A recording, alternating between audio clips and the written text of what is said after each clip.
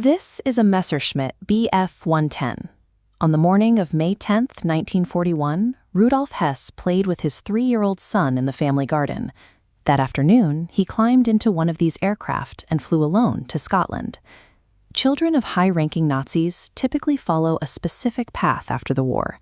They change their surnames. They distance themselves. Many publicly denounce their fathers, attempting to separate their own lives from a legacy of global trauma. This is Wolf Rüdiger Hess, Rudolf's son. He kept his name, and he spent his entire adult life tirelessly defending a convicted war criminal, a man he hadn't seen in person for 28 years. It raises a difficult question. How does the complete physical absence of a monstrous father turn his child into his most absolute radicalized defender? Wolf's identity was public property from the moment he was born. His parents' marriage was orchestrated with Adolf Hitler's direct involvement, and when Wolf arrived in 1937, the regime treated it as a national occasion. Gauleiters from across Germany were ordered to send packets of local soil to be placed under the baby's cradle. That status evaporated in an afternoon. When Rudolf Hess parachuted into Scotland on an unauthorized peace mission, an embarrassed Nazi leadership moved quickly to contain the damage. They labeled the Deputy Führer delusional and immediately discarded his family. Wolf and his mother, Else, retreated to a remote village in the Bavarian Alps. Else was a committed ideologue, and in that quiet exile, she filled the void of her husband's disappearance with a new story. She taught Wolf that his father was a courageous hero who had sacrificed his freedom for the cause of peace.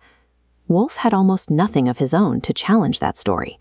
He possessed exactly 2 first-hand memories of his father. One was being pulled from a garden pond as a toddler. The other was watching a calm silhouette gently catch a trapped bat, carrying it toward an open, moonlit window to set it free. Because his father vanished when Wolf was 3, he never saw him lose his temper, make a mistake, or fail at the small tasks of daily life. Without the friction of a real, present parent to provide a more human perspective, the hero myth became Wolf's only reality. At the Nuremberg trials, Rudolf Hess was handed a life sentence for crimes against peace. He was transferred to Spandau Prison in a divided Berlin, where he would remain for the next 4 decades. Inside those walls, Rudolf made a decision that defined the next 3 decades of his son's life. He explicitly banned his wife and son from visiting him, refusing to let them see him in prison clothes, stripped of his dignity. Their entire relationship was filtered through ink. Every letter they exchanged passed through American, British, French, and Soviet censors.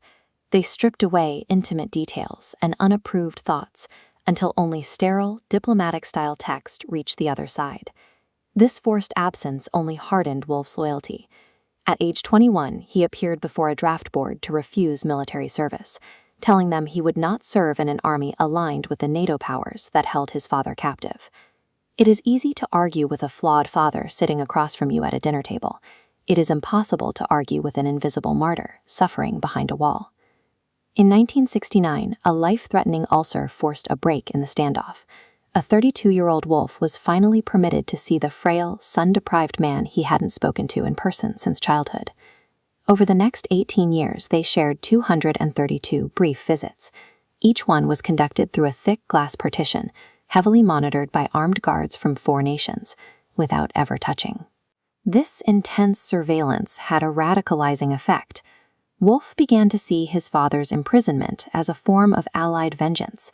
He drifted into Holocaust denial, dismissed evidence of atrocities as propaganda, and founded a society dedicated to his father's release.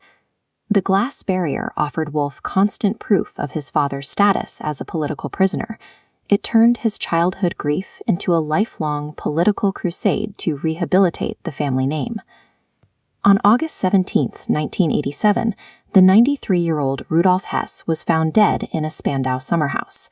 The official investigation concluded he had taken his own life with an electrical cord. Wolf immediately launched a public campaign claiming his father had been assassinated. He insisted British intelligence murdered Rudolf to prevent him from revealing state secrets, a theory he pursued until his own death in 2001. The conspiracy theory was a psychological necessity. Accepting the suicide meant accepting his father was a broken, despairing man. The idea of an assassination allowed Wolf to keep him as a heroic martyr, permanently victimized by history. A present parent eventually reveals their flaws, forcing their children to see them as human, but an absent parent remains a blank canvas. Wolf Hess spent his life fiercely defending a ghost, because ghosts are the only things that never let us down.